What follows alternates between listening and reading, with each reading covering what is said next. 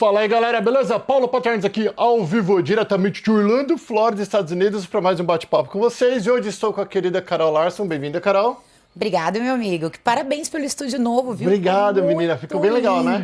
Ficou bem bonito. Ficou muito lindo mesmo. Então vamos lá, para quem não conhece a Carol ela é bem conhecida aqui como contadora, na verdade, né? Mas ela é uma empresária, uma mulher extremamente inteligente. E agora eu posso falar que você virou uma contadora meio que global. É que a minha formação, no Brasil eu estudei Direito, nos Estados Unidos eu formei em Contabilidade. E com o passar dos anos eu fui combinando as duas coisas. Porque o contador tradicional, ele trabalha para preparar um imposto, pagar esses impostos, fazer uma reorganização societária. Só que não é todo contador que tem um conhecimento da legislação global. Então, com o passar dos anos e com o meu background de estudo, eu fiz uma série de cursos, fiz uma pós, fiz cursos técnicos na área de planejamento tributário internacional. Não só o pré-imigratório, como o fiscal, previdenciário e sucessório. Então, assim, eu trouxe para dentro da empresa não só contabilidade, mas também a gente consegue fazer toda essa parte do planejamento, que ela é fundamental para aqueles que estão se pensando em mudar para os Estados Unidos ou aqueles que moram aqui. Porque o planejamento, especialmente o fiscal, ele engloba a gente criar estratégias para que a gente consiga reduzir a carga fiscal aqui nos Estados Unidos ou também em outras jurisdições que aquele cliente possa ter ativos ou receitas ou investimentos. Bem, então praticamente você tem clientes hoje, acho que quase toda parte do mundo. Podemos dizer que sim, porque o brasileiro ele se concentra em alguns lugares específicos e estratégicos, né? Então, Estados Unidos, Europa, especialmente Portugal, Espanha, Itália, Inglaterra, Irlanda, tem muito brasileiro. Dubai, tem muito brasileiro. Assim, eu não acreditei até estar lá a quantidade de brasileiros que tem. Resumindo, os brasileiros estão espalhados pelo mundo todo e a gente tem, sim, nesses lugares estratégicos, os principais onde os brasileiros se mudam, a gente tem cliente em todas as jurisdições. E parabéns também pelo novo escritório teu, que muito é lindo obrigada. E maravilhoso. Incrível. Estou muito feliz também. Então o que nós vamos fazer? As perguntas que vocês mandaram, o Cabelo ali organizou em quatro semitítulo, vamos dizer, ele colocou a base e adaptação do Brasil para os Estados Unidos, aí ele colocou contabilidade básica, que serve para todo mundo, aí depois planejamento fiscal de pessoa física e por último, empresas e estruturação, né, do PJ. Então a gente vai meter bala aqui, porque são bastantes perguntas e não tem problema, caso você tenha alguma dúvida, você pode entrar em contato com a Larson Account, todas as informações do escritório está na descrição deste programa e de todos os programas do canal Perguntas. Então bora, Carol. Seguinte. Bora. Primeira pergunta do Eduardo Ramos. Qual é a primeira decisão fiscal que alguém deve tomar antes mesmo de sair do Brasil? Primeira coisa é fazer uma análise de como as receitas e os investimentos e as participações societárias que você possui no Brasil podem impactar para o lado americano. Então, tudo começa aí. Então, a primeira reunião, a gente precisa entender quais são essas listas de receitas ou participações que a gente consegue passar um parecer para o cliente. Mas, assim, o que normalmente você tem que se desfazer antes de sair do Brasil? Fundos de investimentos. Então, muita gente tem fundo XP, BTG ou outras carteiras de investimento. Os fundos, eles têm uma tributação que penalizam. Então, isso é uma coisa que até antes de qualquer consultoria a gente já adianta. Acabe com fundos. Aposentadoria PGBL é considerado um fundo também, vai te penalizar. Participações em empresas. A gente sabe que às vezes não tem como você simplesmente falar, não vou mais participar da minha empresa ou preciso de um tempo para vender. Então, essa participação da empresa tem que ser analisada com muita cautela também, porque ela é que causa mais impacto. Hoje, tanto o Brasil como os Estados Unidos, e a gente já falou sobre isso várias vezes, tributa globalmente. O que eu quero dizer é que uma vez que você saiu do Brasil e veio residir nos Estados Unidos, você se torna residente fiscal. Então, tudo aquilo que você ganha no Brasil, que você ganha aqui, em qualquer outro lugar do mundo, vai ser tributado aqui. Inclusive, essa participação das empresas, que é a parte mais complicada para as pessoas entenderem. Então, você deixou a sua empresa lá no Brasil. Sua empresa opera, paga seus funcionários, você não tira nada dela. Mas só o fato da sua empresa ter tido um lucro operacional, mesmo que não distribuído, este lucro será tributado aqui de acordo com a sua alíquota americana. Como que eles sabem? Bom, isso é uma pergunta que todos fazem. Hoje, existe uma inteligência artificial aplicada muito grande, especialmente no lado do Brasil. O lado americano está começando. Então, como tem como descobrir participações em empresas? Se eu colocar no Google, por exemplo, o teu nome, se você tiver alguma participação no Brasil e eu colocar Paulo Paterni, CNPJ Brasil, vai aparecer as empresas que você participa, não precisa nem de muita inteligência. Então, assim, tem muita gente que acredita na sorte, fala, já tô aqui um tempão, nunca declarei. Eu não sei até onde a sorte pode ir, porque a penalidade, de acordo com a lei americana, ela é muito alta. Ela pode começar mínimo 10 mil, chegando a 100 mil Uau. e até emprisionamento, que seria para cadeia. Então, assim, cuidado para aqueles que querem que arriscar, porque a gente não tem certeza de que todas as informações são cruzadas ou serão cruzadas, mas a gente sabe que pelo próprio Google a gente consegue buscar essa informação. E se nós conseguimos, imagina o país mais potente e inteligente do mundo, né? Exatamente. E os Estados Unidos em termos de potência e o Brasil preocupado em arrecadação. Que a gente sabe que no Brasil, às vezes, você paga indevido e você ainda é cobrado a mais. Pois é. E o Brasil está 1000 anos na frente dos Estados Unidos em tecnologia, né? Nossa, em termos de tecnologia de receita, 1000 anos na frente. 1000 anos. A próxima pergunta é da Mariana Teixeira. Existe diferença entre quem chega como turista e quem já chega com o visto correto em termos fiscais? Bom, para aqueles que chegam como turista, eles só têm obrigação de declarar algo aqui depois que eles estiverem no país há 183 dias. Então, um erro muito comum é achar porque não tem green card ou porque não tem visto que você não é residente. Você pode Principalmente ser... os estudantes, né? Os estudantes têm uma regrinha aí, mas a gente pode entrar nessa regra. Quem chega como turista pode se transformar em residente fiscal sem visto e sem green card depois de 183 dias no país. 6 meses. 6 meses. Uma vez residente fiscal, volta na regra. Tem que declarar a sua renda global. Poxa, mas eu sou só turista, fiz uma extensão, vou ter que declarar tudo do Brasil? Sim, você passou mais de 183 dias no país. Quem já chega com visto, então, por exemplo, um visto L1, vai enquadrar na mesma regra do visto de turista. Você bateu 183 dias, transformou em residente. Quem já chega com um green card é diferente, porque a data da residência é o primeiro dia de entrada. Então, existe uma série de formas de você analisar isso. Então, assim, diferença fiscal não tem. Acho que assim, um ponto que muda muito é que quem chega com green card já sabe que será.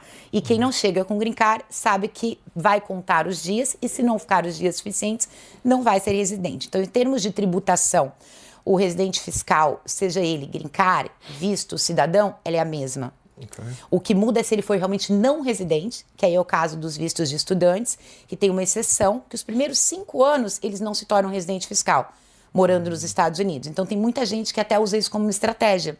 Ao invés de pegar um visto de trabalho, vem com o visto de estudante, fala, eu vou testar, ver como vai ser, vou desenvolver alguma operação e depois muda. Mas, assim, para todos os outros vistos, residência é sempre residência, a forma de tributar é sempre a mesma. Obrigado, Carlos. Então, a próxima do Felipe Gonçalves. Quando a pessoa passa a ser considerada residente fiscal? Já acabou de responder. Acabamos de responder. 180 dias. 183 dias ou teste de green card. Por que o 3, né? 183. É porque a maioria dos países do mundo tem essa regra. 183 dias é mais que a metade do ano. Entendi. Então, se você passou 183 dias, você é residente fiscal. E não é só aqui. No Brasil é assim, na Europa é assim, 183. No mundo todo. 183 dias é a regra da residência fiscal. Interessante. Camila Barros, o que muita gente esquece de organizar ainda antes de vir para cá? O que muita gente esquece de organizar ainda no Brasil antes de vir para cá? Especialmente o que eu falei no início, fazer uma separação de todos os fundos de investimentos que tem, fazer uma listagem de todos os bens, sejam bens imobiliários, investimentos, joias, obras de arte, carro. Você tem que entrar no país bem documentado, sabendo tudo aquilo que você deixou. Então, participações em empresa, que é um ponto crítico. Você precisa saber o quanto vale a sua participação nessa empresa antes da sua entrada, bem como por quanto estão avaliados os seus bens no Brasil antes da sua entrada, para você deixar isso documentado. Por quê? Porque lá na frente, se a pessoa ficou aqui 8 anos com green card e decidiu ir embora, ela tem imposto de saída. São dos poucos países que aplicam esse imposto. E a alíquota é super alta. Então imagina, se você não documentou na sua entrada... Você já tinha isso? Se você já tinha isso, na saída, eles vão pegar todos os seus bens global e vão tributar a valor de mercado, esse patrimônio, com uma alíquota 30%, que é super alta. Então, o imposto de saída é uma coisa que muita gente não sabe e tem muita gente desistindo do green card devido à tributação que vai ser impactado com a saída porque ficou mais de 8 anos no país com green card. Então, peraí, deixa eu ver, que eu também não sabia. Eu acho que se você falou alguma vez e passou. Então, vamos dar um exemplo. Mudei para os Estados Unidos, independente se eu tenho coisas no Brasil ou não. Quando eu sair, eu falo, não quero mais os Estados Unidos, vou devolver meu green card, vou voltar para o Brasil. Aí vou ser tributado? Vai ser Até tributado. 30%? Imposto de saída, você acredita? Aí eles vão. A gente tem que apresentar uma declaração para a Receita falando: olha, estou indo embora. Tem mesmo para você encerrar a sua obrigação. Porque aqui não tem saída definitiva, né? Uma vez cidadão, o resto da vida você tem que declarar aqui. Para o green card, ainda tem opção. Entrego o meu green card, vou voltar a ver no Brasil. Tudo bem, mas agora paga o seu imposto de saída. Agora você falou uma coisa interessante. Uma vez cidadão, você tem que declarar para sempre, mesmo morando em outro país? Mesmo, por exemplo, eu Aí você declara zero. sempre gosto de usar. Eu Não? sempre gosto de usar a história da Virgínia, que tá super em alta na mídia. A Virgínia, famosa, que era casada com aquele cantor sertanejo lá Zé Luiz, e agora tá, parece que um jogador de futebol. A Virgínia nasceu aqui e foi pro Brasil quando era criança. Só que a Virgínia viaja de avião privado, né? Então, quando ela tentou entrar aqui da última vez, e ela é uma pessoa pública, apareceu no sistema, cidadã americana. Você tá em dia com as suas obrigações fiscais? Obrigações fiscais? Como eu assim? não moro aqui. Não, você é cidadã americana. Então, ela teve que assinar um termo de compromisso, que ela ia entregar alguma coisa. Isso que a mídia está dizendo, tá, pessoal? Que ela se comprometeu a regularizar a sua vida para que ela não tivesse Imagina o seu direito de cidadã tomada. Imagina. Ah, você pode até perder o seu direito Pode, por não se pagar for imposto. constatado que você não está cumprindo com as suas obrigações. Quando você vira cidadão, você lembra o que você jurou na bandeira? Não. Cumprir com todas as obrigações nos Estados Unidos como residente fiscal, a jurar a bandeira, me disponho a ir para a guerra, A Constituição, e né, entregar aquela coisa todas toda. as suas obrigações fiscais como Ele fala residente. fiscais? Que não tem como você fazer saída. Então, eu e você que somos cidadãos americanos, se amanhã ou depois a gente quiser acabar, vamos dizer assim, com o problema, mudo para Dubai, você muda para China. Fala, por que eu vou ter obrigação com os Estados Unidos? Vai ter para o resto da vida. Tudo ganha lá, vai pagar aqui. Única forma é você expatriar. Entrego a minha cidadania.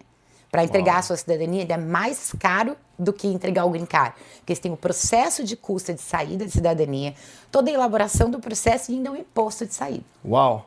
Então, é muito importante as pessoas pensarem, tá todo mundo, tipo, eu vou pegar um green card Os dos advogados Estados não Unidos. falam isso, viu? Talvez que não saibam ou... Os advogados sabem, é que não é obrigação dele, né? Deles. Eu acho que deveria fazer parte do pacote, Uau. incluir, falar, olha, você sabe as suas obrigações a partir de agora? Porque um monte de gente que é pega desprevenida, que não sabia. Uau. Eu mesmo não sabia desse negócio de ir embora. O de ir embora é o que muita gente não sabe. Muita gente vai embora sem fazer e ainda fica com obrigação para trás, porque se mantém como residente fiscal, no caso dos green card holders. E o cidadão, tem muito cidadão americano mesmo, que não é naturalizado como a gente, que nasceu aqui, que vai embora para o Brasil, que vai embora para a Europa. Muito E comum nem sabe das irem se obrigações. aposentar em Portugal e não sabem. Incrível. Não sabem. Uau, isso aí, muito bom, gente. Por isso que eu falo, se você está vindo para cá e você tem alguns bens, super importante entrar em contato com a Carol e o time dela ou ela mesma. E mesmo que não tenha bens. Mesmo Porque que não tenha imagina bens? que você saiu do Brasil, você não deixou bens, não deixou receita, não deixou nada. E aí você começou a morar aqui e virou residente. Se você não fizer saída definitiva que nós falamos na nosso último podcast, você vai ter que declarar no Brasil tudo aquilo que você ganhar aqui, mesmo você não tendo nenhuma receita lá. Então, Tem que gente, fazer saída. Tem que fazer saída, bora lá. A Camila Barros, tem muita gente que esquece de organizar. Aqui, já perguntamos. Rodrigo Nunes, manter renda no Brasil e morar nos Estados Unidos pode gerar problema fiscal? Sim e não. Então, depende muito do montante da renda e se essa renda está sendo tributada no Brasil. Por que eu digo isso? Não existe acordo de bitributação entre Brasil e Estados Unidos, como existe, por exemplo, entre Reino Unido e Estados Unidos.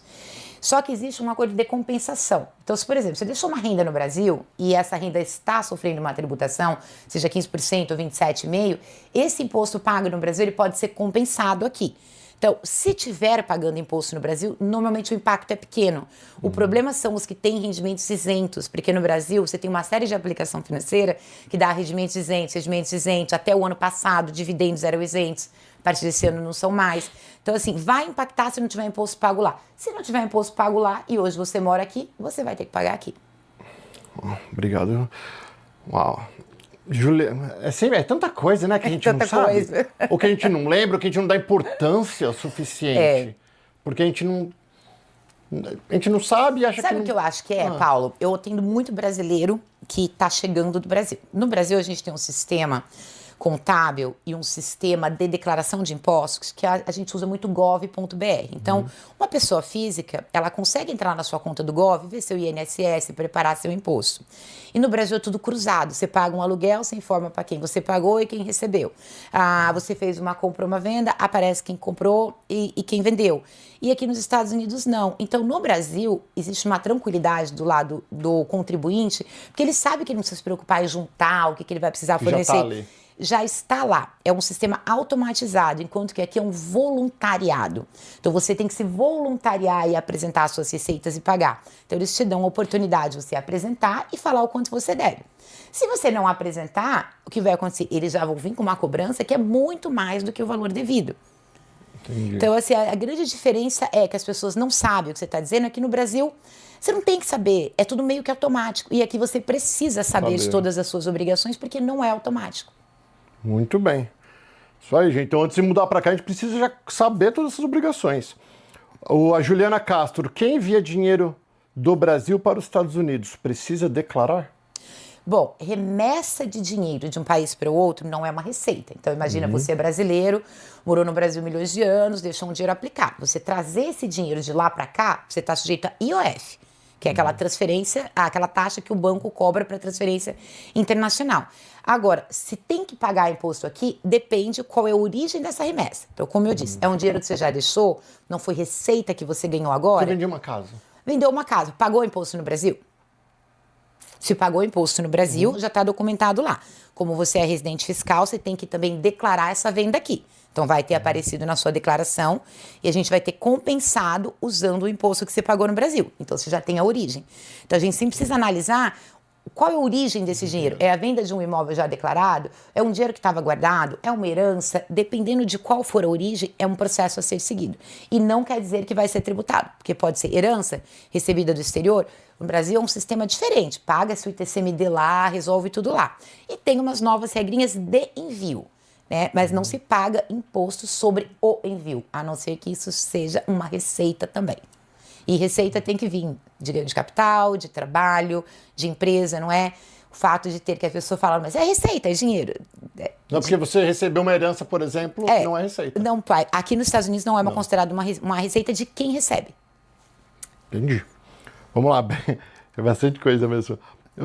Patrícia Alves, qual o maior erro de quem chega nos Estados Unidos sem orientação fiscal? Acho que não saber, né? Pagar imposto 2 vezes. Eu tô hoje de manhã, passei a manhã toda tentando resolver uma situação de um cliente que chegou, não fez planejamento, tem green card.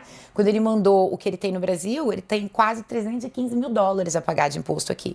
Porque ele não sabia que ele ia ser tributado. E aí, você tem que pagar, mas é uma coisa negociável, dá pra pagar? Não, aí agora a gente está estudando estratégias, né? Porque o grande problema dele é o quê? Ele é empresário, participa de uma empresa no Brasil e essa empresa tem um lucro absurdo.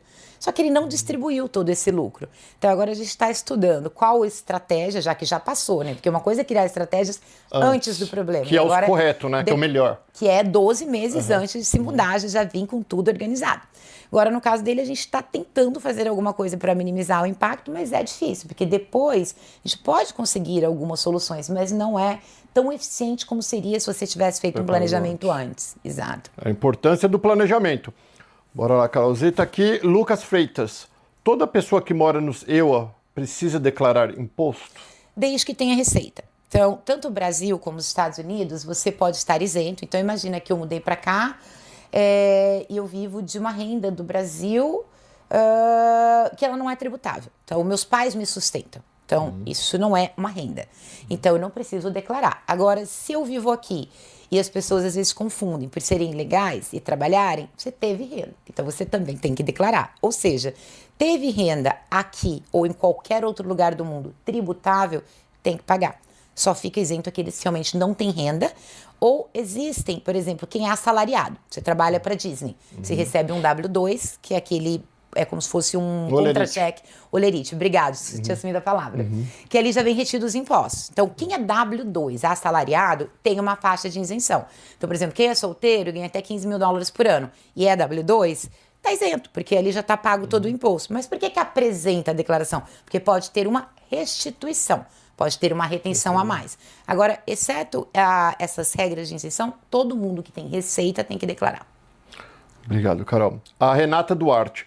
qual é a diferença entre ITIN e Social Security na prática? Ambos são um número de identificação fiscal. O ITIN é usado para o não residente fiscal, ou seja, aquele que não qualifica para a emissão de um Social Security. O ITIN não é válido para trabalho. O ITIN é válido para abrir conta em banco, para abrir empresa, para financiamento, mas não é válido para trabalho. O Social Security é válido para trabalho, é válido para abrir conta, é válido para empresa, tem uma amplitude maior. Então o ITIN é um substituto porque eu tenho vários não residentes que moram no Brasil, mas que têm casa aqui. Então, tendo casa aqui, normalmente a casa está no nome de uma empresa, então tem que apresentar a declaração da empresa, tem que ter o ITIN. Então, o ITIN é o número de... Desculpa, Carol, o ITIN e o IN Number são duas coisas diferentes. E IN Number é o Employer Identification Number, é CNPJ. Isso. ITIN é igual a CPF. IN igual a CNPJ, ITIN igual a CPF. O ITIN é o que o Tax ID? Tax ID. Ambos são chamados de ID. Um é Employer Tax Identification Number e o outro é Individual, que o I, de indivíduo. Identification Number. Boa. Próxima pergunta, da Fernanda Rocha. Não, o Gustavo Ribeiro. Quem não tem documentos pode declarar imposto? Deve. Deve. Se tem receita, deve. A regra é, tem receita. Pensem assim, há uns anos atrás a gente teve uma série de programas de imigração, parecido com a anistia, ou que deram a permissão para alguns ilegais se documentarem, aplicar para processo. Qual foi o primeiro pré-requisito nos últimos 25 anos que a imigração abriu qualquer coisa nesse sentido? Imposto de renda. Então, você está morando aqui, você já estava ilegal. Então, pelo menos cumpre com as outras obrigações. Entrega seu imposto de renda, paga as suas contas certas, tenha seus documentos em dia, tenha passaporte válido, porque tem muita gente que está aqui ilegal, que nem passaporte não renova. Você não pode estar em um país que não é seu, independente do status migratório, com um documento que é a única coisa que te representa aqui, vencido. Porque não pode ter passaporte vencido. Isso é um outro problema. Boa. Deixa eu ver aqui. Rafael Mendes. Ok, Rafael Mendes.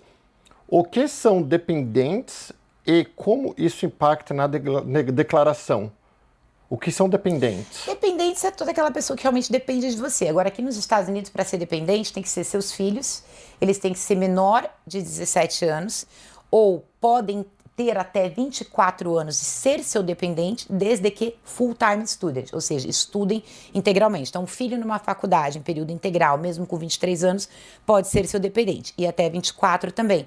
Pais, os seus pais podem ser seus dependentes, desde que também a receita deles aqui não seja um valor que ultrapasse o limite de isenção. Agora, por exemplo, primo, amigo, você não pode colocar como dependente porque não tem um vínculo. A não ser que tenha algum documento, por exemplo, um pai ou uma mãe que faleceu e essa criança vai para a guarda de um outro casal. Então, tem uma documentação de corte que diz que eles são os representantes oficiais dessa criança e, sendo assim, podem colocá-los como dependentes na declaração.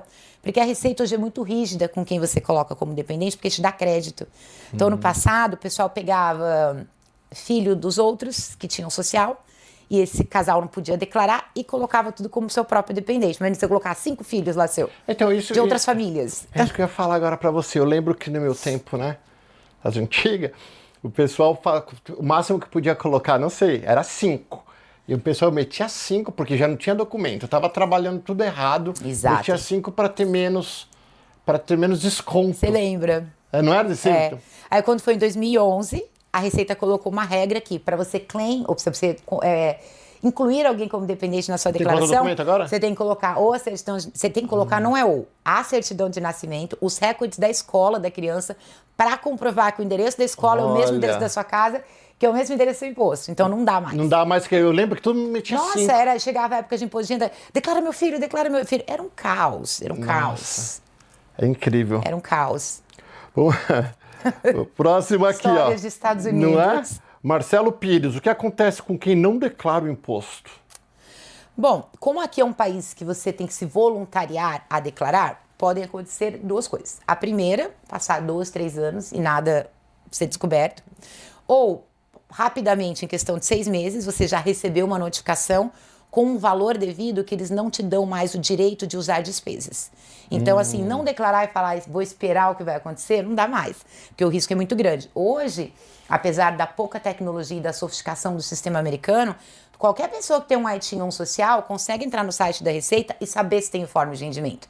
Só tem que criar uma conta lá no ID.me, no site da Receita. Então, você não precisa ficar correndo risco. Entra, vê se tem algum informe. Então, você já sabe, porque pode, às vezes, coisa que você não sabe. Às vezes tem gente que recebe documento de banco que não sabe o que é para fazer. Então, se você tem acesso à sua conta, ali vai vir um resumo de tudo que você deveria estar apresentando. Boa. Muitas de ID.me. ID.me. Eu não conhecia também, Carol. Você deve ter a conta. Eu devo ter, né? É, para checar as coisas da Receita. É a Heather que faz Aí você tudo. vai naquele rs.gov, aí quando você clica login, ele vai te redirecionar para um site que é ID.me, que ele é semelhante ao que é o gov.br que a gente falou. Entendi. Próximo aqui. Tã. Daniela Martins. Quais documentos básicos uma pessoa deve guardar ao longo do ano? Vamos lá, todos os informes de rendimento. Para aqueles que são assalariados, os pay stubs, porque às vezes a empresa pode cometer um erro e te passar um informe anual diferente daquele que você recebeu.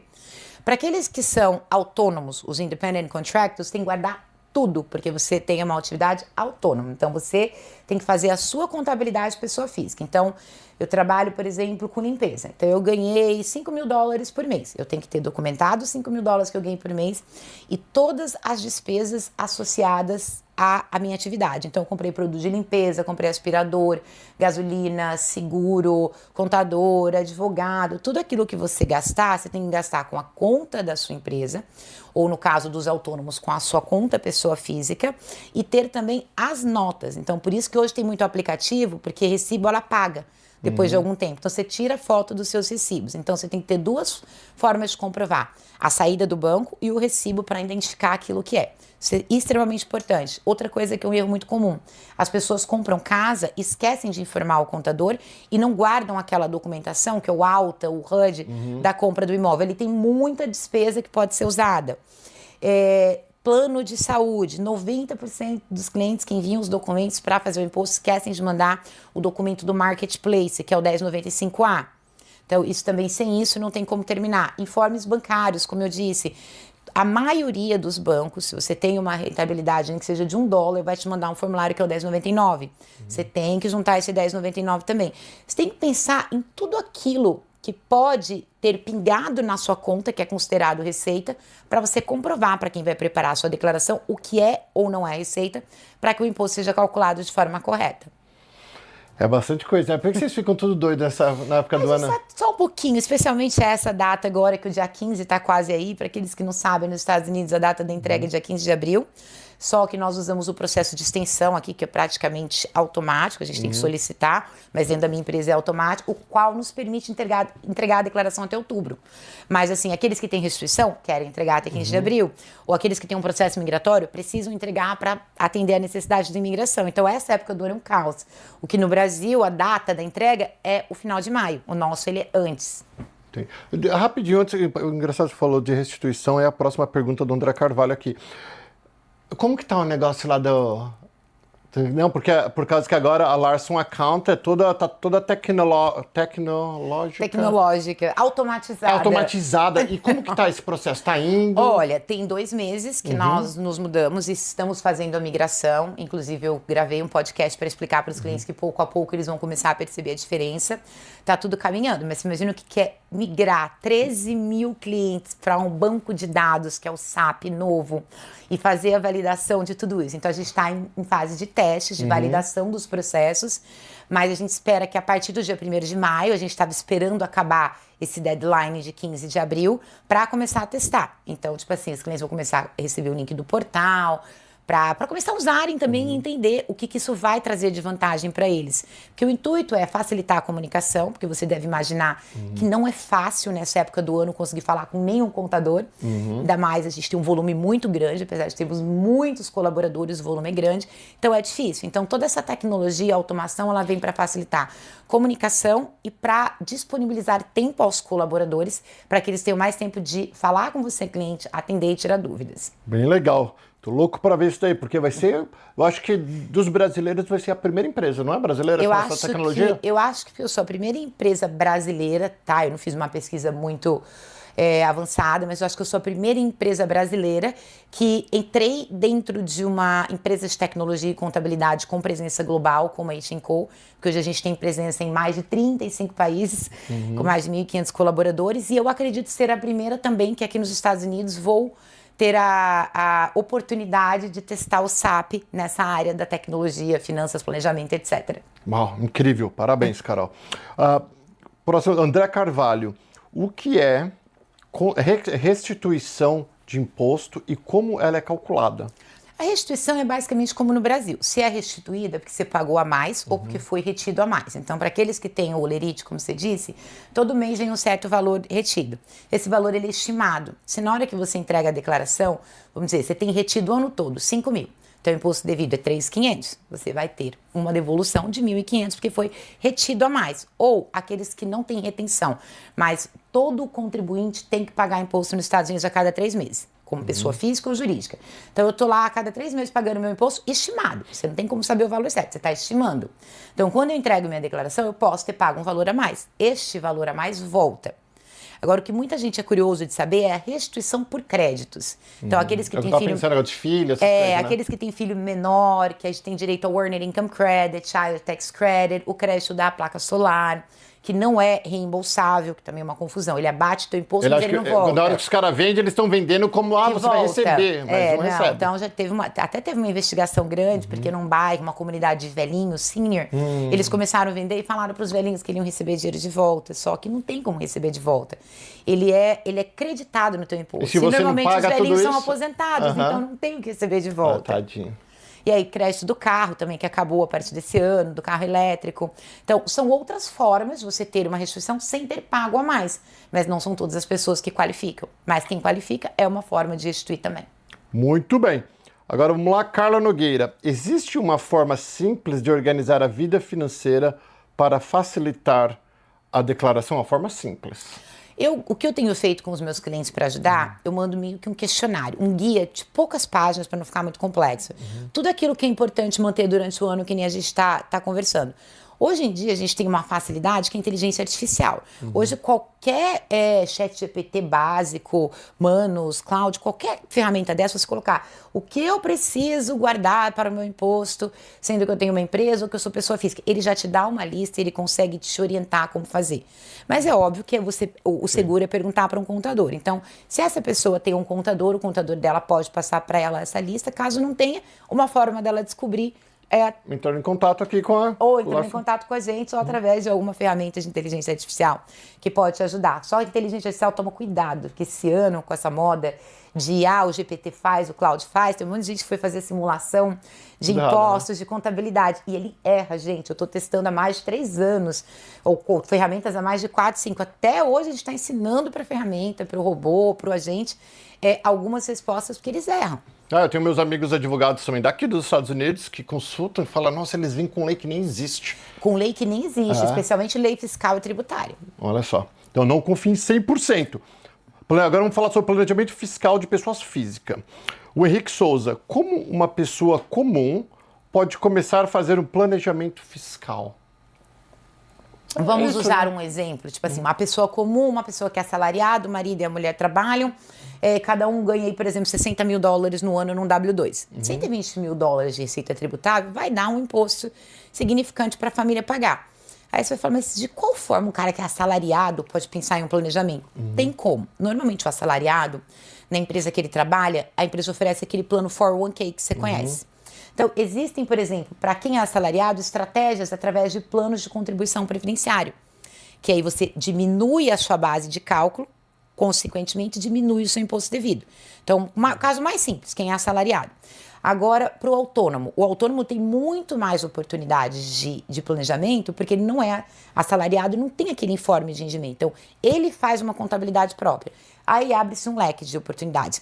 Planos previdenciários, depreciação de carro, a inclusão de despesas que são associadas à operação dele, como, por exemplo, home office. Então, normalmente o autônomo trabalha de casa, tem um escritório em casa, então você pode deduzir uma parte dessas despesas também.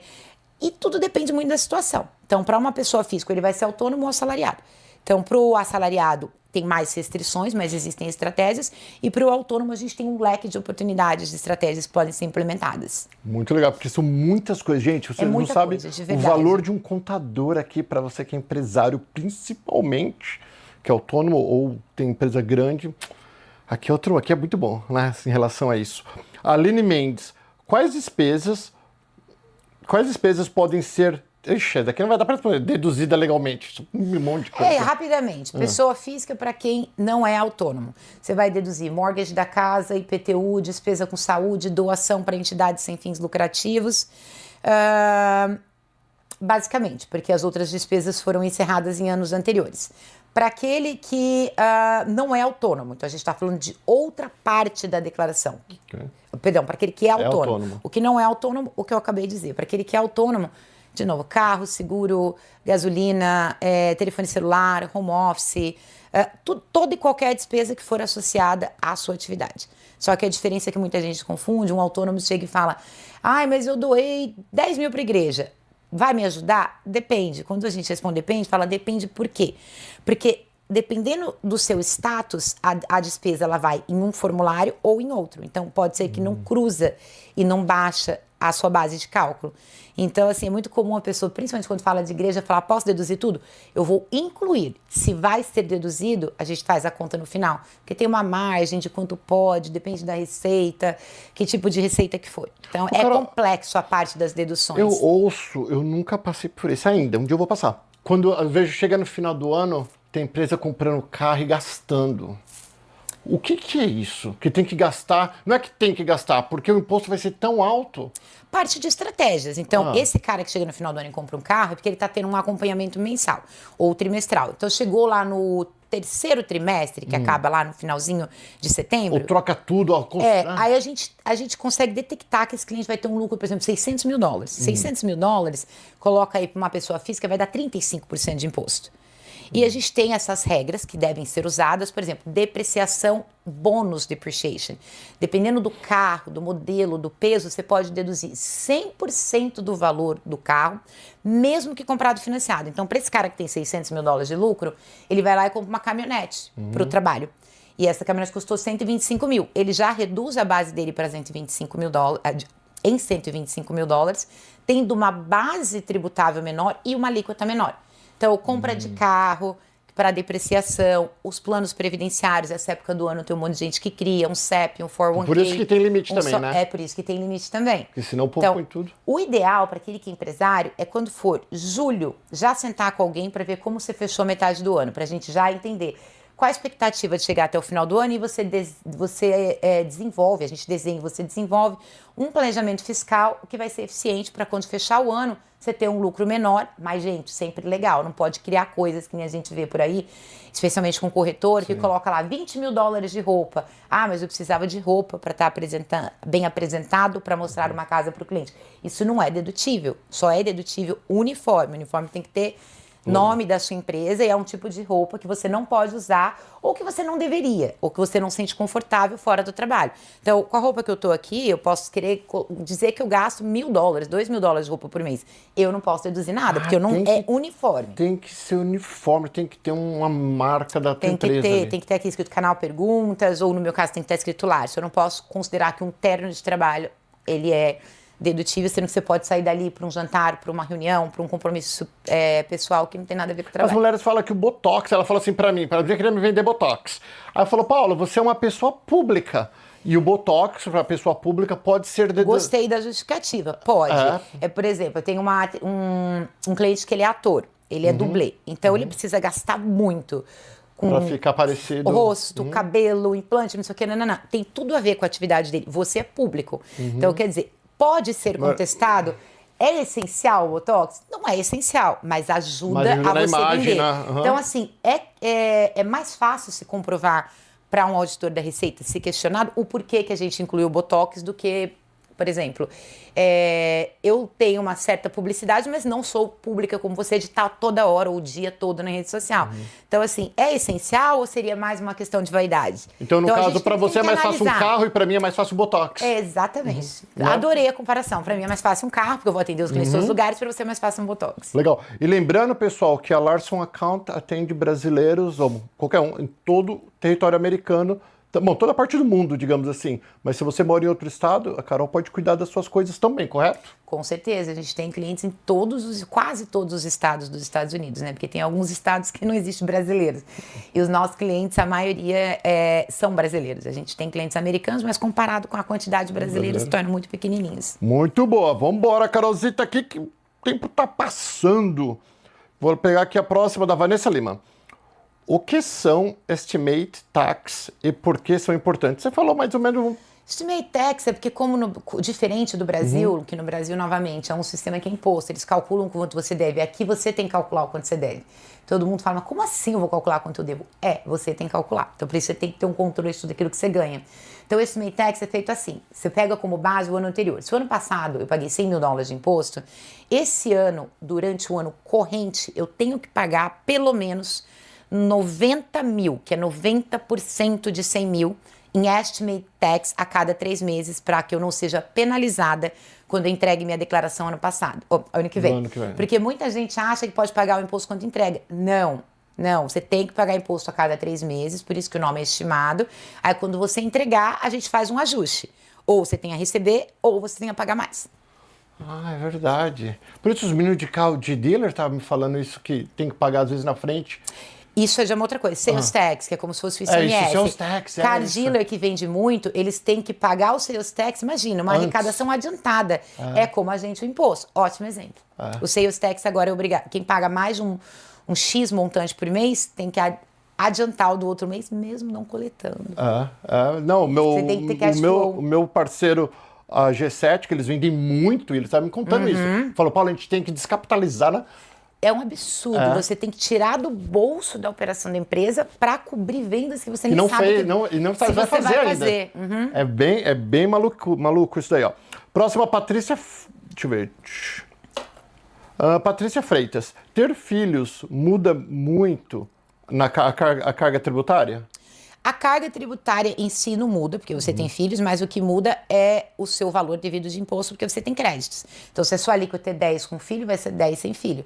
Só que se você tem 10% de alíquota e você tem que pagar $1.500, você tem um filho, teu filho te dá um crédito de 2 e pouco, 3 mil, você não tem que pagar nada. Então, a carga é a mesma, mas o filho lhe dá esse crédito, com o que faz que você possa não pagar nenhum imposto e ainda receber. O filho dá crédito para todos, para o pobre ou só para o pobre? Desculpa, eu não quis falar rico e pobre. Você entendeu o que eu quis dizer, né? Para quem ganha isso, obrigado. Então, por exemplo, o Earned Income Credit, que é o maior crédito por criança, você tem que ser considerado low income. Eles não vão ajudar uma família que ganha aí 200, 300 mil dólares com ano, dando crédito para os filhos. Só que mesmo as famílias que ganham bem, você tem um crédito que ele não é reembolsável, que é igual o da placa solar, que é um crédito que abate o valor devido para levar em consideração que o teu filho te dá mais gastos do que uma família. Você tem mais gastos que uma família que não tem filho. Então, exemplo, o Child Tax Credit é $2.500 por cabeça de criança que você tem. Então, eu posso ganhar 200, 300 mil e usar esses $2.500 para bater do meu imposto. Só que nunca vai voltar como outro crédito para baixa renda, que ele volta. Ele vem um cheque de 3 mil, 4 mil, 5 mil dólares. Interessante, bem legal. Gustavo Nunes, qual o erro mais caro que você vê pessoas físicas cometendo? Não declarar a receita global, que aí na hora que a gente vai fazer a retificação, a multa por não ter incluso sua participação no Brasil, sua receita do exterior, pode, dependendo se eles vão entender como fraude ou foi uma negligência simples ou foi realmente sem querer, vamos dizer assim. Pode chegar a 100% do valor do imposto devido, especialmente se a gente estiver falando de FBAR, que é só aquela declaração que a pessoa tem que fazer para declarar as contas no exterior. Então, assim, normalmente começa com 10 mil, que é olha, você tinha que ter declarado, por exemplo, seu formulário 5471 ou 5472, não declarou 10, aí vai para 25, aí vai para 50. Aí eles vão entendendo como vai aumentar isso progressivamente de acordo com eles constatarem que foi fraude, não foi negligência, não foi, ajuda de má fé ou não, ou ajuda de boa fé. Eu não gosto de ficar falando com a Carol, não, que dá medo. Ah, mas essa parte aqui, por isso que a gente está aqui Sim. para tomar cuidado que não Gente, aconteça. é importante vocês entenderem a importância de um contador, que às vezes, sei lá, diferente do Brasil, né? Próxima pergunta, agora vamos lá. Nós vamos falar agora de PJ. O Rodrigo Alves. Quando vale a pena abrir uma empresa nos Estados Unidos? Pergunta não muito simples de responder, porque depende muito da atividade. Normalmente, para quem não é empregado, ou seja, para quem é autônomo, normalmente, porque cada caso é um caso, vale a pena abrir uma empresa e trabalhar através da empresa. Por quê? Porque te dá mais flexibilidade em termos de deduções, te dá mais facilidade para apresentar a sua declaração e, consequentemente, pagar menos. Agora, por exemplo, tem gente que começou a trabalhar como autônomo em uma empresa, mas sabe que é um trabalho por um período de um mês. Então, não vale a pena, talvez, o gasto de uma abertura de uma empresa para um trabalho temporário. Entendi. Então, tudo depende muito do qual é o objetivo de abrir empresa, né? Mas, assim, qualquer pessoa que vai ter um trabalho consistente, vai trabalhar 12 meses do ano e não for empregado, for autônomo, ou seja, você não vai ter aquele vínculo empregatício com a empresa, normalmente, vale muito mais a pena fazer o trabalho através da empresa do que da pessoa física. E tem essa próxima pergunta que eu não sei se eu entendi, mas não entendi, você que tem que entender, né? A Fernanda Pacheco, ela pergunta assim, ó. Qual a diferença entre atuar como autônomo e ter uma empresa? Bom, autônomo e ter uma empresa pode significar a mesma coisa, que eu posso ter uma empresa com uma dona só e eu sou considerado um sole proprietorship, que é muito parecido com um autônomo. Eu posso ter uma empresa... Ser empregado dela? Eu posso ter uma empresa, por exemplo, o que é obrigatório, se você tem uma empresa que você opera, você não pode viver só da renda, você tem que ter um salário. Então, aí, do momento que você abre a empresa da forma certa e você paga um salário mensalmente, você deixa de ser autônomo, você passa a ser employee, empregado da sua própria empresa. O que é muito benéfico, inclusive para financiamento. Às vezes você vai comprar uma casa, ele sempre prefere a pessoa que é employee do que autônomo. Por quê? Porque employee tem segurança. Autônomo pode ganhar 10 mil esse mês e não ganhar nada no outro. Então, assim, o correto também é abrir uma empresa, se pagar um salário. E você é employee da sua empresa, só que você também é dono. Se você não se paga um salário, abre uma LLC de um dono só, você é 100% autônomo. Boa explicação. Próxima pergunta já foi Fernanda. Lucas Andrade. LLC ou outra coisa. Corporation? Também. Depende muito do caso. Como decidir pensando em impostos? Depende muito do caso. Imagina que eu sento com você e você me fala, Carol, meu primeiro ano de empresa, eu tô com uma expectativa que eu fiz um business plan que eu vou ganhar aí $200 mil, mas eu não vou ter lucro. Só do fato de você me falar que não tem lucro, eu começaria com uma estrutura mais fácil, começaria com uma LLC. Ah, esse seria um cenário, não tenho lucro, minha empresa vai começar pequena. Não, Carol, já fiz o planejamento, eu já vou ter um lucro de 600 mil no primeiro ano. Aí é onde entra a análise estratégica. Se você for uma LLC tributado como tal, qual vai ser a sua alíquota? Então, nesse montante vai ser, por exemplo, 35% mais 15,3% de contribuição social, que é uma dor da LLC, que você tem imposto de renda mais contribuição social. Aí vamos fazer análise para a Corp. Quanto que é a alíquota da corporação? Só 21%. E não tem nem os 15%. Então aqui eu tenho 35 mais 15,3 e aqui eu só tenho 21. Só que desse lado que eu só tenho 21, eu posso ter uma segunda camada de tributação quando eu distribuo os dividendos. Então o que tem que fazer? Conta, pegar número e falar, ó, nesse cenário você vai pagar 50 mil. Nesse cenário você pode pagar 21 mil e se você planejar a distribuição dos dividendos, você pode pagar ainda zero. Então, não tem como, sem você ver números, o contador, que a pessoa sentar com ele e falar o melhor estudo para você é uma LLC ou é tal, sem ver números, não é eficiente. Porque não tem como eu garantir que a LLC vai ser melhor para todo mundo, ou que a COP vai ser melhor, ou se a S-COP vai ser melhor. Sem números, é muito difícil escolher a forma de tributar. E isso é tributação. Também, né? Estimativa. O que eu recomendo no primeiro ano? Uma vez que se eu abro uma LLC e mantenho ela como padrão tributação de LLC, que é aquela com um dono só, vem tudo para FISC, e com 2, ela é uma partnership, então tem declaração jurídica. Faz o primeiro ano LLC para ver o resultado, então você já vai ter uma ideia do que vai acontecer. Aí no segundo ano, a gente senta e faz o planejamento, porque você já vai ter pelo menos um ano de base para a gente entender o que você espera ganhar no outro ano. Para o planejamento, que eu acho bem legal, que às vezes assusta os pequenos empresários, quando fala planejamento, eles ficam meio... A partir de quando você acha que é importante, que vale a pena eu sentar com um contador lá da Larson Accountant e fazer o meu planejamento? A gente já conversou, você já me perguntou isso algumas vezes e eu vou tentar explicar melhor a resposta. Imagina, eu vou te dar um exemplo de um cliente de Massachusetts que eu tô atendendo. Começou pequenininho, instalando o piso. Recomendaram para ele em Massachusetts abrir uma LLC. Só que assim, o pequenininho da construção às vezes é um número muito expressivo, não sei se você sabe disso. Então você pode abrir uma empresa para instalar piso e no final do ano você vai ter uma receita de 600, 700 mil dólares. É comum aqui. Sim. E aí ele abriu uma LLC, como todo mundo foi informado, no primeiro ano já gerou uma receita alta, mesmo com todos os gastos, não lembro exato, mas vamos dizer, ele teve um resultado de 300 mil dólares. Esse cara é considerado pequeno? Dentro do formato dele, sim. Quando você olha 600 mil dólares, você vai falar, Carol, é doido, ele não é pequeno. Ele é o primeiro ano. Só que o que aconteceu? Por ele se achar pequeno, ele não se preocupou com planejamento. Sobre 300 mil, na estrutura de LLC, ele teve que pagar aí 80 e tantos mil dólares de imposto. Uau. No ano seguinte, ele já chegou para mim com nesse formato. Ele falou, Carol, é muito imposto, eu sou sozinho, não sei o quê. A única coisa que a gente fez foi mudar ele para uma S Corp, pagar um salário para ele razoável com aquilo que ele fazia na empresa. E no outro ano, em vez de pagar 83, ele pagou 30 e poucos mil dólares de imposto. Então, assim, é um pequeno, mas que fez uma grande diferença. E às vezes o pequeno, eles confundem em pequeno por ser uma pessoa só, mas especialmente o pessoal da construção nunca é pequeno em termos de receita. Então, a não ser um cara que faz trabalhos esporádicos. Então, quando a gente fala em tamanho, a gente tem que pensar sempre na receita. Você tem que pensar no o que vai impactar, o que sobra, porque aqui é tudo lucro real, diferente do Brasil. Então eu posso ganhar 1 milhão, mas se sobra 100 mil, eu tenho tributável 100 mil.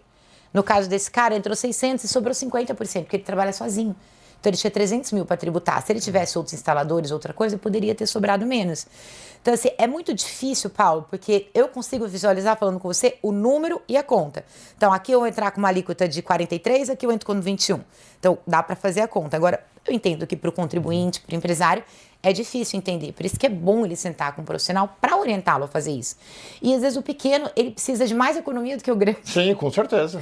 Então, quando eu falo planejamento, não é porque vai custar um absurdo sentar com um profissional e gastar 5, 10 mil dólares. É uma conversa. Chegar e falar assim, eu preciso me planejar. Qual é a forma mais eficiente de eu tributar a minha empresa? É obrigação do contador de explicar. Assim você vai pagar tanto, assim você vai pagar tanto.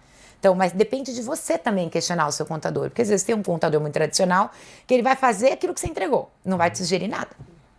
É que eu acho que é a maioria, porque é mais fácil do que ficar querendo... Quer ficar buscando problema. Buscando problema, Vamos lá. A próxima pergunta, Priscila Rocha. Misturar finanças pessoais e da empresa pode gerar problema? Caos. Caos. A gente falou sobre isso no último podcast, ainda mais se for corporação. É um caos, não pode. Pessoa física é pessoa física, pessoa jurídica é pessoa jurídica. Em alguns casos, misturar, nos casos da LLC, não causa tanto impacto, mas não é correto. Agora, no caso daquele que tem uma corporação, causa um impacto enorme, porque se ele começa a gastar dinheiro da empresa e ele não fez o processo de distribuir os dividendos e depois gastou, esse dividendos que ele tirou, que poderia ser qualificado, ou seja, ele pagar 0 ou 15% de imposto, ele vai pagar 22, 23, 24, 25, porque ele vai ser penalizado por ter tirado errado. Uau. E daí não pode, na hora de pagar o imposto, como se ele fazer como o salário dele, como que ele retirou? Dá sim para, vamos falar assim, usar a palavra consertar. Então, isso. você senta com uma pessoa e fala, nossa, você não se pagou salário. Então, assim, você pode, os corretos é pagar salário pelo W2, que seria um prolabore. Porque senão vai... Mas dá para você emitir um 1099, porque o importante é que ele tenha contribuição social sobre o montante. Então, você constatou o erro, recomenda a emissão de um 1099 e a declaração no Schedule C, que fica menos pior. Boa. Próxima perguntinha, estamos quase, Carolzinha. Aguenta aí, gente, que é muito bom, assim, por mim eu ficaria horas aqui com a Carol. Tiago Mendes, como funciona a retirada de dinheiro da empresa de forma inteligente?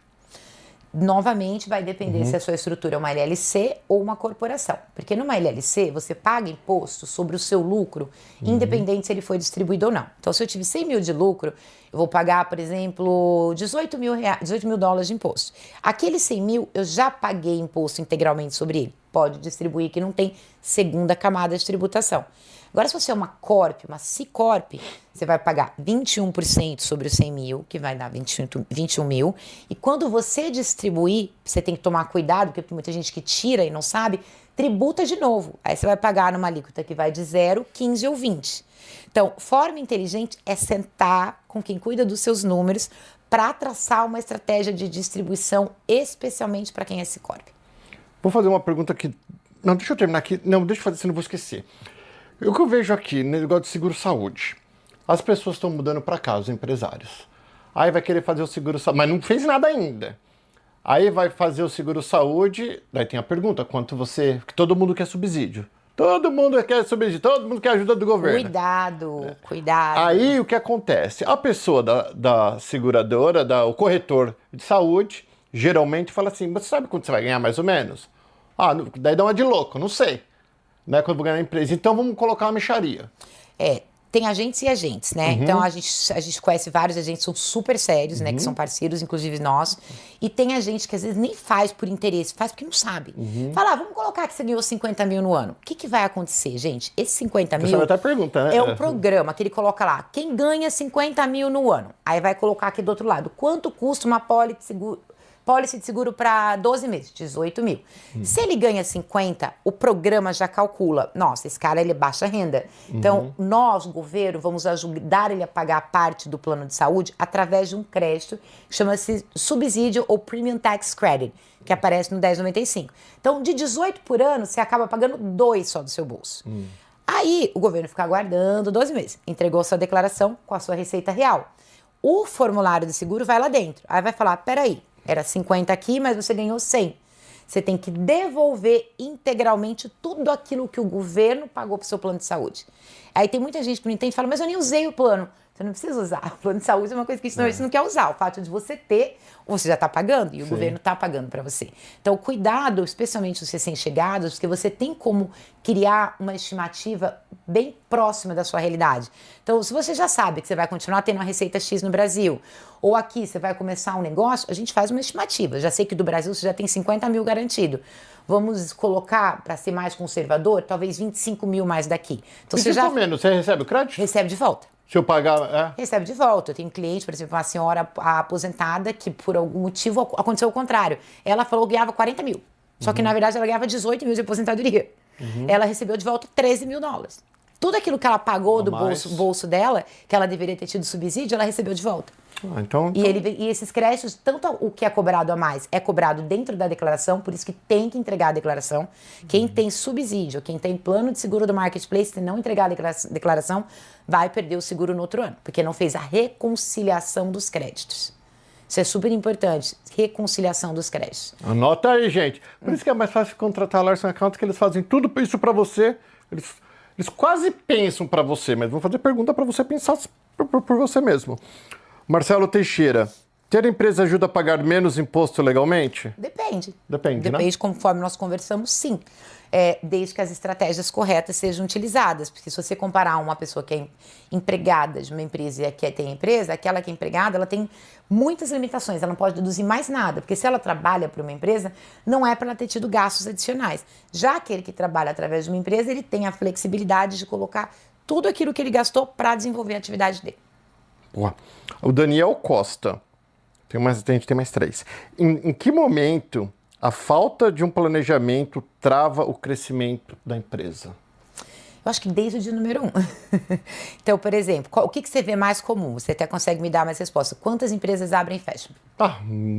Só na nossa comunidade, muitos. Primeira, falta de planejamento. Planejamento de cash flow, de caixa. Você não pode imaginar que você vai abrir empresa, começar a vender hoje e pagar as contas de amanhã com o dinheiro de hoje. Então, planejamento, antes de abrir empresa, você tem que se planejar pelo menos 1 ano como a sua empresa vai viver. Se você não tiver essa reserva, a não ser que seja um negócio de muito sucesso, não vai dar certo. Então, ponto número 1, não ter planejamento financeiro para gasto. Número 2, forma de tributar a empresa. Que eu dei o exemplo do menino de Massachusetts. Imagina para ele, um cara se achando super pequeno, trabalhando ali o dia a dia, e se surpreender com um imposto de 85 mil dólares para pagar. É um outro problema, porque você vai deixar de ter esse lucro e vai ter que pagar isso para o governo. Se ele tivesse tido um acompanhamento mensal, isso não teria acontecido. Então, tem uma série de outros pontos. Não só saindo da parte de imposto, indo para a questão de pessoas que vêm a falecer aqui, que está sendo um problema grande, que bem acaba ficando para o governo. Então, assim, a falta de planejamento, ela sempre vai impactar. A não ser que você seja uma pessoa que não tenha nada, que você não tenha receita e não tenha bens. Porque qualquer pessoa que tenha pelo menos um carro, Então, misturando um pouco sucessão com receita. O dia que vier a falecer, só transfira esse carro para outra pessoa se abrir um inventário. Então, ninguém pensa que comprar um carro, sofrer um acidente amanhã e esse carro vai ficar preso ali se não abrir um inventário para transferir. Então, aí também já é uma falta de um planejamento. Ou os que abrem empresa sem o planejamento financeiro adequado, ou a tributação errada, ou não sabem tudo aquilo que pode deduzir, ou, muito comum, sales tax, que a gente estava falando. Sim. Muita gente abre empresa e sabe que não tem que cobrar sales tax. Eu estou representando um cliente em 3 auditoria agora e sales tax da cadeia. Ou o cara recolheu e não pagou porque não sabia como, ou recolheu errado, ou nem recolheu. Então, planejamento muda um monte tudo, de coisa. gente. Sem assustar, assim, parece muita coisa, mas para tudo tem uma solução. E você não vai tratar de todos os assuntos de uma vez, como a gente está tratando aqui. Então, vamos problema por problema. Uma coisa de cada vez até que a gente consiga resolver tudo. Agora, se você ainda não chegou, você está pensando em abrir, já começa correto, que a sua chance de dar certo é bem maior. Vamos lá, mais duas aqui. Vanessa Nogueira, conselho eu vou esperar por último, que é a última dela, mas tinha uma que eu pulei. Ter empresa ajuda, qual é a Bianca Freire? Qual a importância de um contador estratégico no crescimento? Todos, né? Tudo importante. Você tem um contador que vai só contabilizar números, você vai sempre acabar pagando imposto a mais. Então, assim, não é, também entenda, o contador não tem obrigação de fazer isso de forma automática. Então, dentro dos serviços de contabilidade, você tem o que é a contabilidade básica e essencial, você tem a preparação do imposto, você tem a parte de tax planning, que é onde você vai ter que sentar com o seu contador, ambos vão ter que dedicar um tempo para fazer isso e desenvolver alguma estratégia. Então, eu não consigo entender como algumas empresas operam e o próprio dono faz a contabilidade, eu nunca falou com o contador. Assim, não consigo entender com essa complexidade do sistema americano e tudo que a gente está falando, como que acha que pode funcionar. Então, o que normalmente acontece é aquilo da época que a gente chegou aqui, né? Você lembra? Pode fazer assim que dá certo, pode fazer assim que dá certo. Só que lá na frente, a hora que você vai ver, deu tudo errado, é verdade. E qual que é a diferença do bookkeeping para o contador, e como eu sei, porque geralmente as empresas se apresentam como contabilidade, às vezes contadores do Brasil, que são formados de verdade, né? Só que lá no Brasil, abrem uma empresa de bookkeeping aqui, se apresenta como contador, mas é contador lá. Ele não fala, eu sou contador no Brasil. Ele fala, eu sou contador, que é metade verdade. Que ele é contador no Brasil, mas ele está vivendo e operando aqui nos Estados Unidos, fazendo contabilidade aqui. E ele faz, na verdade, o bookkeeping. Então, isso me explica, o que é bookkeeping, o que é contador, assim, como saber? Infelizmente, a profissão do contador ela é muito regulamentada. No Brasil, você tem um órgão regulador, que é o CRC. Aqui nos Estados Unidos não tem. Deveria ter. Nós temos o AICPA, nós temos a Receita, que emite as licenças para os Enrolled Agents, o Estado, que emite as licenças para os CPAs, as licenças estaduais. Devido a essa falta de regulamentação, qualquer pessoa que sentar aqui e falar, eu sou contador, ela vai poder preparar um imposto desde que ela tenha um pitching number, que é um número que você só aplica. Imagina solicitar um IT number. Então você fala, eu sou contador, eu quero um pitching number, que é Prepare Identification Number. E você se intitula como um tax preparer, mas você não é licenciado, você não conhece as regras dos Estados Unidos, você conhece as regras do Brasil, que você já viu a diferença, né?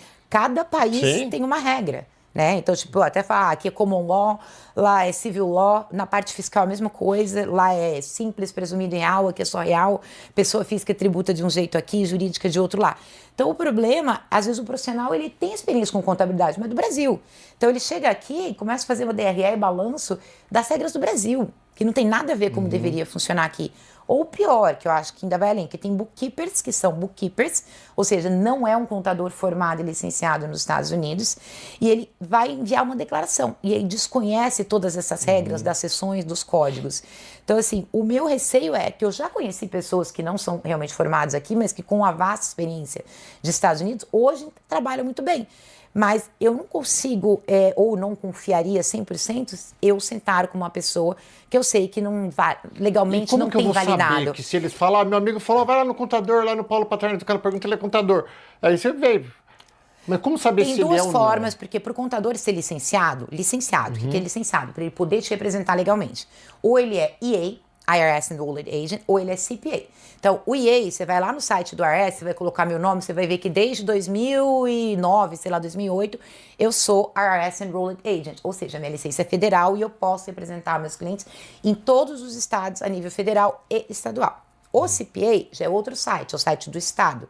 Só que o CPA é por estado. Então, quem tem a licença da Flórida só pode trabalhar na Flórida e não pode trabalhar em outros estados. Então, tem fontes para checar. Se você não encontrou seu contador nem na listagem de EA, nem na de CPA, seu contador não tem licença para te representar. Ele pode até ser formado em contabilidade.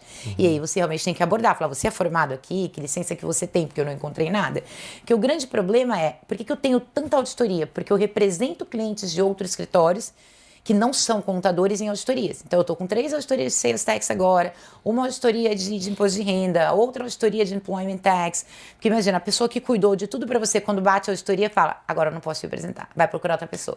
E resumindo, daí vão falar para você talvez, mas não precisa ser contador. Tá, verdade, não precisa ter contador. Agora você quer pegar um médico para dar qualquer receita ou você quer a tua avó que tem experiência, né, de todas as crianças que ela cuidou, ela sabe qual que é o remédio para dor de cabeça. Tá, mas se a tua dor de cabeça for causada por uma outra coisa, Exato. aquele remedinho não vai funcionar. Aí você vai precisar de uma coisa mais detalhada, que o médico precisa de um médico. Então eu acho que a contabilidade, se for, talvez, a pessoa não tem nada, zero, não tem nada, talvez o bookkeeping ou esses contadores que não são contadores até podem fazer. Mas a partir do momento que existe alguma coisa, não... Uma coisa mais simples, sei lá, um W2 só, tudo bem, até a própria pessoa pode fazer. O que me espanta é entrarem no nível de empresa, sabe?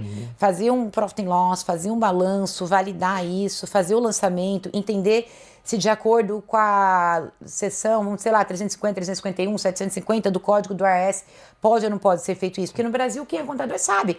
Você tem que seguir as regras. Isso pode deduzir, isso não pode. Então... É muito difícil, sem um estudo apropriado aqui, a pessoa ter esse discernimento de fazer certo. Isso aí. E é tua grana, porque, como a Carol falou, a hora que o bicho pegar, aí vai ter que passar para outro, no caso para ela, para resolver o problema. Super importante isso, viu, pessoal? Uma vez que você assina a sua declaração de imposto de renda e todos assinam para ela ser entregue, você está concordando que tudo que está ali foi validado também e verificado por você. Então, toda vez que eu termino um imposto, mesmo eu representando o cliente, eu ligo para o cliente e falo, olha, você tem isso de salário, isso de juros, isso de ganho de capital, tá certo, tá sentindo que tá faltando alguma coisa? Por quê? Porque lá na frente, no momento da auditoria, nós vamos falar, foi a Carol vai te representar, eu vou assumir o erro se eu fiz algo errado dentro da inclusão. Agora, o não fornecimento de um informe de rendimento também vai para o cliente. E uma vez que o cliente assinou, por exemplo, uma barbaridade, um cara, por exemplo, ganhou 100 mil e colocou lá que teve 150 mil de gastos. Você viveu do quê? Você tem menos 50 mil na sua declaração. Como que você vai justificar que eu também não tive envolvimento? Porque eu tenho que te questionar. Sim, claro. Como que você viveu com menos 50 mil? De onde veio o seu dinheiro? Então, esses que são os pontos. São os pontos. E para terminar aqui, Carolzita, uma pergunta da Vanessa Nogueira, que vai virar um corte aqui, porque nós vamos fazer um corte. Ela fala, qual conselho você daria para quem quer construir uma vida sólida financeira nos Estados Unidos? Bom, primeiro conselho, pessoal, se você está vindo do Brasil para cá ou de outro país, é fazer um planejamento pré-imigratório com pelo menos 12 meses de antecedência. Por quê? Porque muitas das vezes a gente tem que fazer reestruturação no país de origem para diminuir o impacto para o lado americano. Então, para o sucesso desde o início, fazer o planejamento pré-imigratório antes de chegar. Chegou, você vai fazer o planejamento pós-imigratório. Pelo menos para mais um ano, para mais 2 anos, como que você vai conduzir sua vida fiscal, ter uma estimativa de quanto você vai pagar de imposto. Desenhar também, antes de começar qualquer negócio, de escutar o amigo, o vizinho, alguém falando, vai, abre uma LLC, você mesmo pode fazer. Tá tudo bem, você pode entrar ali no site e abrir. Só quando chegar na parte de tributação, fala com alguém que entende de tributação. Porque dependendo, você pode fazer uma eleição e só daqui 5 anos você consegue mudar a sua forma de tributar. Imagina escolher errado e ficar 5 anos naquele regime punitivo. E por último, busque orientação qualificada, né? Porque a gente sabe que, infelizmente, a falta de regulamentação de algumas atividades faz com que você, que é cliente, às vezes cai num lugar e fala, não, mas eu fui no escritório de contabilidade, ou eu fui num advogado. E, na verdade, você está indo num paralegal ou num bookkeeper. Então, assim, é muito importante você ter certeza com quem você está trabalhando. Existem uma série de escritórios qualificados também, como o nosso.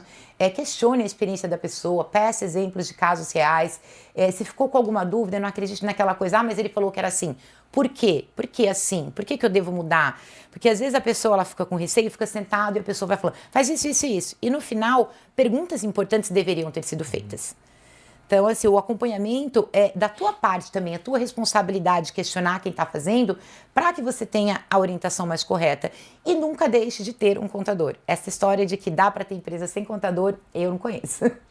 Eu não conheço nenhuma que deu certo. Então, você pode até ter um controle interno, mas tenha uma pessoa que conheça das leis para te orientar se aquilo que você está fazendo está certo ou errado. Muito legal. Carol, muito obrigado, maravilhosa Obrigada mais uma você. vez. Gente, muito importante, lembrando, as informações da Larson Account estão na descrição deste programa, de todos os programas do canal Perguntas. Mesmo que você não está vindo ainda, já pega esse telefone, deixa na tua lista de contatos, às vezes você tem um amigo aqui, alguém vai perguntar para você, você vai dar o telefone, vai lá, eu vi no canal Perguntas, entre em contato, conversa com eles. Como funciona quando alguém liga no escritório? Qual que é o processo? Hoje, nós estamos com um processo que nós temos um número de WhatsApp, que é para a parte de contabilidade em geral, e temos um número de WhatsApp que é para o departamento de planejamento, que eu tomo conta. Então, quando entra uma mensagem, nós já temos lá 10, 12, 15 atendentes que vão entender. Oi, tudo bem? Preciso de uma abertura de empresa. Um exemplo. Agora não é. Porque A era, primeira né? pergunta é sempre assim, oi, tudo bem? Porque você tem que ativar para o colaborador receber a resposta. Aí uma vez que você fala, oi, tudo bem? O colaborador vai te perguntar, o que você quer? Uma abertura de uma empresa. Aí nós temos um redirecionamento interno, que esse que te atendeu, por exemplo, o Pedro, ele vai falar, Sr. Paulo, eu vou te passar para a Gabriela, que a Gabriela é do setor de Business Incorporation. E aí você vai seguir com a Gabriela. É um imposto. Então a gente vai entender. Pela complexidade do imposto, ser física e jurídica, vai para quem? Vai para o Felipe, vai para a Ilana, vai para a Flávia, vai para a Joana, para quem que vai? Então, direciona para um contador dentro do time que vai poder atender a sua necessidade. Uma coisa que é fato, e eu já disse aqui, nessa época do ano, pessoal, a gente tem que pedir desculpa, mas é praticamente impossível com toda a tecnologia, com toda a automação, com volume, não só meu, como de todos os outros escritórios, é muito grande. Não é tão simples como fora dessa época de imposto. Você imagina que são todos os clientes ao mesmo tempo, tentando pegar a informação e querendo falar com a gente ao mesmo tempo. Então, a gente tenta o nosso melhor. Nós temos um sistema de quality control, que é uma pessoa que fica olhando o dashboard. Chegou mensagem, passou 2 horas, passou 3 horas, não obteve resposta. Manda uma mensagem de novo, porque o sistema está sendo trabalhado para melhorar. Mas, como tudo na vida, nada acontece da noite para o dia. Então, como eu te disse, a partir de 1º de maio, a gente espera ver melhoras significantes. Mas essa época do ano é muito difícil para todo mundo. Gente, muitíssimo obrigado. Obrigado, Carolzinha. Obrigada. E a gente vai falando, gente. Beijo, fica com Deus. Tchau, tchau.